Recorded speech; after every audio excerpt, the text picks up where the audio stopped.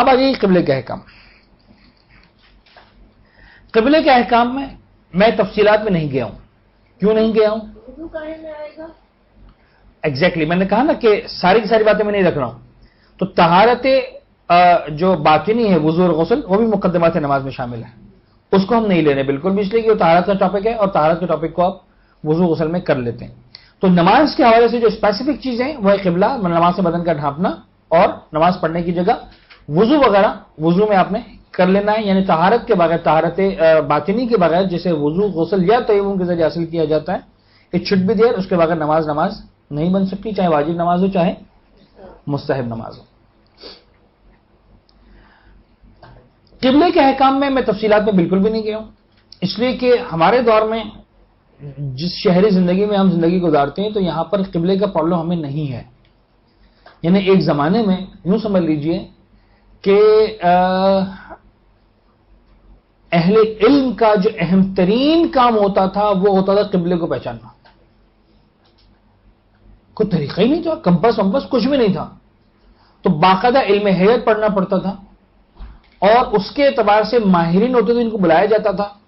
وہ ماہر کبھی برسوں میں ایک مرتبہ اس کو موقع ملے گا، وہ آپ کے گاؤں میں آپ کے شہر میں آئے گا اور آ کر بتائے گا چاند کو دیکھ کر، ستاروں کو دیکھ کر، سورج کی گردش کو دیکھ کر کہ اب جناب علی آپ کے اعتبار سے جس زمین کے ٹکڑے پر ہم کھڑے، اس ٹکڑے کے اعتبار سے مکہ مکرمہ کا رخ کس طرف ہے. اور واقعی میں آپ کو بتاؤں مشکل ترین کام تھا. اگر آپ کمپاس کو نکال دیں، نقشے کو نکال دیں اور دنیا کے کسی کونے میں کھڑے ہو جائیں، بتائیں قبلہ کس طرف ہے، کیسے پتہ چلے گا آپ کو؟ مکہ کس طرف ہے، کچھ پتہ ہی نہیں آپ کو. کیسے پہچانیں گے؟ وہ باقاعدہ علم تھا. لیکن آج وہ اتنا بڑا مسئلہ نہیں رہا. آج ہم کمپس کے ذریعے بڑے وہ بھی ایک طریقہ ہوتا تھا، لیکن پاکستان کی حد تک مغرب میں قبلہ ہے، لیکن ہر جگہ تو مغرب میں نہیں. اور وہ بھی فرسٹ ٹائم کیسے معلوم ہوا کہ مغرب میں قبلہ ہے؟ سارا معلوم تو فرسٹ ٹائم کا ہے نا. پہلی مرتبہ ہمیں کیسے پتہ چلے گا کہ پاکستان میں جو ہے قبلہ مغرب کی طرف ہے کہ مشرق کی طرف ہے کہ شمال کی طرف ہے کہ جنوب کی طرف ہے؟ وہ پہلی مرتبہ کا ہی سارا مسئلہ ہوتا تھا. خیر، ضروری کہ نماز قبلہ رخ ہو کر انجام دی جائے. سب سے پہلا مسئلہ، یہ سب سے پہلا پوائنٹ کہ نماز کو قبلہ رخ ہو کر انجام دینا ضروری ہے، مکہ مکرمہ کی طرف رخ کرنا ضروری ہے. اس کے علاوہ کسی رخ پر نماز پڑھیں گے تو وہ نماز صحیح تسلیم نہیں کی جائے گی. ایک چھوٹا سا سوال اور اس کا چھوٹا سا جواب. جن کو پتا ہے کہ سوال ہے ان کو شاید مزہ آئے، جن کو پتا نہیں ہے کہ سوال اٹھایا جا رہا ہے ان کے لیے شاید اتنا اہم بھی نہیں ہوگا. لیکن ایک جملے میں بات کو ختم کرنا ہے، ڈیٹیل میں نہیں جانا بلکہ ڈیبیٹ میں نہیں جانا. صاحب کیا ضرورت ہے مکے کی طرف رخ کر کے نماز پڑھنے کی؟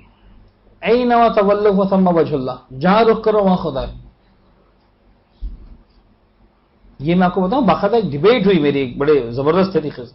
اچھا، میں نے قبلہ معلوم کیا، جہاز میں تھا اور ایک مومن تھے مجھ سے ٹکرا گئے ضد میں. بلا وجہ آپ کو قبلے کی پریشانی ہو رہی ہے، آپ جہاں بھی رخ کر کے نماز پڑھ لیں، جہاز میں کوئی مسئلہ نہیں. میں نے کہا کیا دلیل ہے؟ دلیل یہ ہے، قرآن کھول کے بیٹھے تھے، کہا دیکھیں یہ قرآن میں لکھا ہے جہاں رخ کرو خدا ہے. میں نے کہا قبلہ آپ نے بالکل صحیح فرمایا، لیکن میرا مسئلہ یہ کہ مجھے خدا کی طرف رخ کر کے نماز نہیں پڑھنی، مجھے مکے کی طرف رخ کر کے نماز پڑھنی. اگر خدا نے یہ کہا ہوتا کہ اللہ کی طرف رخ کر کے نماز پڑھو، میں کہیں بھی پڑھ لیتا، لیکن خدا نے کہا کہ قبلے کی طرف رخ کر کے نماز پڑھو. میرا پرابلم یہ. تو بعض اوقات مس انٹرپریٹ کیے جاتے ہیں مسئلے کو. قبلہ وہ مقام ہے جہاں آج خانہ کعبہ بنا ہوا ہے، ٹھیک ہے. جو شخص خانہ کعبہ سے دور ہے اگر اس طرح کھڑا ہو کہ لوگ کہیں قبلہ رخ نماز پڑھ رہا ہے تو کافی ہے. یہ ان لوگوں کا جواب ہے کہ جو بڑا ٹیکنیکلی سوچتے ہیں. ٹیکنیکلی سوچنے کا مطلب یہ ہے کہ آج کی دنیا میں جو سائنسی دنیا ہے 99.999999% یہ طے ہے کہ دنیا کا کوئی بھی انسان قبلے کی طرف رخ کر کے نماز نہیں پڑھ رہا. کیسے؟ وہ ایسے کہ مثال کے طور پر جب میں یہاں سے رخ کر کے کھڑا ہوں نماز قبلے کی طرف، تو اس بات کے امکانات کتنے ہیں کہ میں عین خانہ کعبہ کے سامنے ہوں.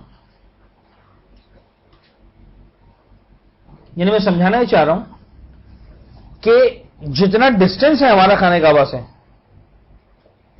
اس کے بعد آپ نے دیکھا ہے یہ جو پروٹیکٹر ہوتا ہے ڈی جس کو ہم کہتے ہیں جیومیٹری کے اندر، اس کے اعتبار سے اگر 1 ڈگری 1 ڈگری تقریباً وہ کیفیت ہے جو ناقابل ہے، اندازہ لگانا مشکل ہے کہ میں 1 ڈگری کب ہٹ گیا اپنی جگہ سے. اگر 1 ڈگری بھی خانہ کعبہ سے ہٹ جاؤں تو کعبے تک پہنچتے پہنچتے میں چند کلومیٹر خانہ کعبہ سے دور ہو چکا ہوں گا.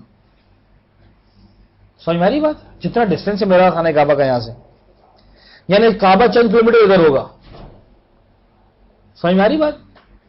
تو میتھمیٹیکلی آلموسٹ امپاسبل، آلموسٹ. لیکن ہم جو نماز پڑھتے ہیں تو کیا کہتے ہیں؟ قبلے کی طرف ہو کر کے نماز پڑھنا کافی ہے.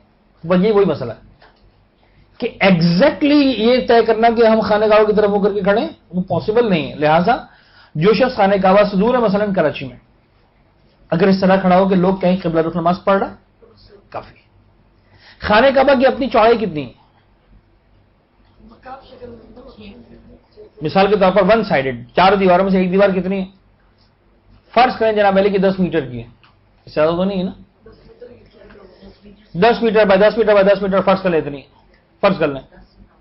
اب اگر ایک جگہ نماز ہو رہی ہے اور جو صف ہے اس کی لمبائی 50 میٹر کی ہے،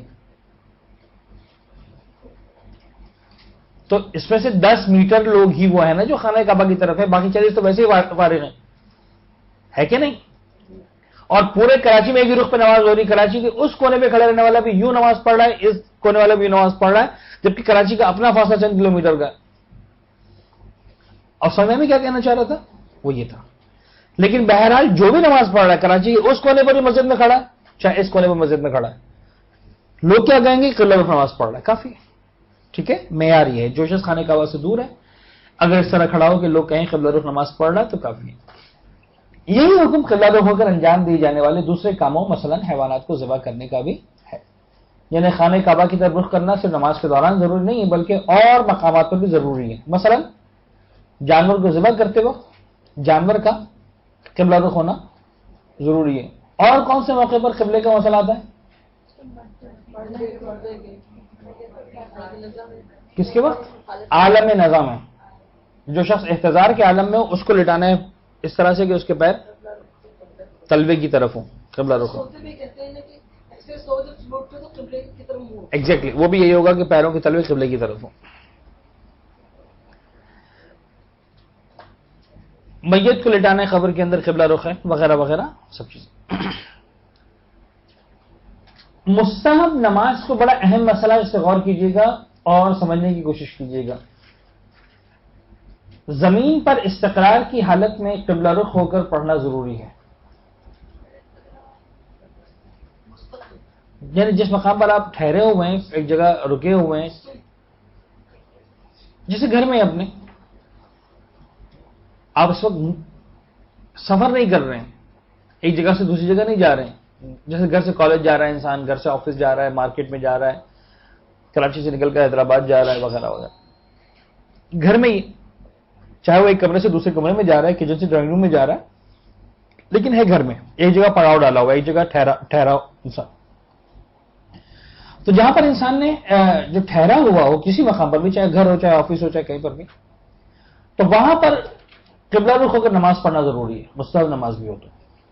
لیکن چلتے ہوئے اور سواری کی حالت میں قبلے کی طرف منہ کر کے پڑھنا ضروری نہیں. یہ بات ہو رہی ہے کون سی نماز کی؟ سب سے پہلا ورڈ دیکھیے گا، مستحب نماز. واجب کی بات نہیں ہو رہی، کہیں پر بھی خدا را واجب سے مکس نہیں کرنا ہے اس کو. مستحب نماز میں پرمیشن ہے کہ اگر آپ ٹریولنگ موڈ میں ہیں تو ٹریولنگ موڈ کے اندر اس ایک شرط کو ہٹا لیا گیا. باقی شرط اپنی جگہ پر، صرف اس ایک شرط کو ہٹایا گیا. باقی شرطوں کا مطلب بدن کا پاک ہونا، ڈریس کوڈ ہونا، وضو ہونا، وہ سب نے مقام پر. صرف یہ والی شرط ہٹا دی گئی، قبلہ رخ ہونا ضروری نہیں. یعنی مثال کے طور پر آپ یہاں سے واپس گھر پر جا رہے ہیں، وین میں جا رہے ہیں، پیدل جا رہے ہیں، گاڑی میں جا رہے ہیں، بس میں جا رہے ہیں، منی بس میں جا رہے ہیں، آپ نماز پڑھ سکتے ہیں. گاڑی کی طرف بھی مڑتی رہے، بس کی طرف بھی مڑتی رہے، پیدل آپ چل رہے ہیں سڑک پر، آپ نماز پڑھ سکتے ہیں چلتے ہوئے. قبلہ رخ ہونے کی شرط ختم ہو گئی، اب آرام سے نماز پڑھیں. اب یقیناً ذہنوں میں سوال آئے گا کہ صاحب چلو قبلے کی رخ ہٹ گئی، یہ رکوع سجدے کا کیا کریں گے؟ تشہد کی کیا کریں گے؟ قنوت کے کیا کریں گے؟ جواب یہ کہ اسی طرح چلتے ہوئے جب رکوع کا موقع آئے گا آپ اپنا چلنا نہیں رکیں گے، چلتے رہیں گے، صرف تھوڑا سا اشارہ کریں گے اپنی آنکھوں سے، بس ذرا سے سر جھکا لیں، آپ کو پتا ہوگا کہ آپ نے تھوڑا سا اشارہ کیا، شاید کسی کو پتا بھی نہیں چلے گا. بہت سارے اشارہ ایسے کرتے ہیں نا کسی کو پتا نہیں چلتا، تو یہ والا اشارہ بھی اللہ کے ساتھ ہو جائے گا، کسی کو پتا نہیں چلے گا. یہ معشوق حقیقی اور معبود حقیقی کے ساتھ اشارہ ہوگا. ٹھیک ہے، ذرا سا اشارہ کریں گے رکوع ہو جائے گی، ذرا سا اشارہ کریں گے سجدہ ہو جائے گا. قنوت کے لیے ہاتھ اٹھانا ضروری نہیں ہے، آپ بغیر ہاتھ اٹھائے بھی قنوت پڑھ سکتے ہیں. یعنی قنوت مستحب ہے، قنوت کے لیے ہاتھ اٹھانا دوسرا مستحب ہے. تو آپ قنوت والے مستحب کو لیں، ہاتھ اٹھانے والے مستحب کو چھوڑ دیں، تو خود بخود چلتے پھرتے آپ کی نماز ہو جائے گی، بٹ مستحب نماز.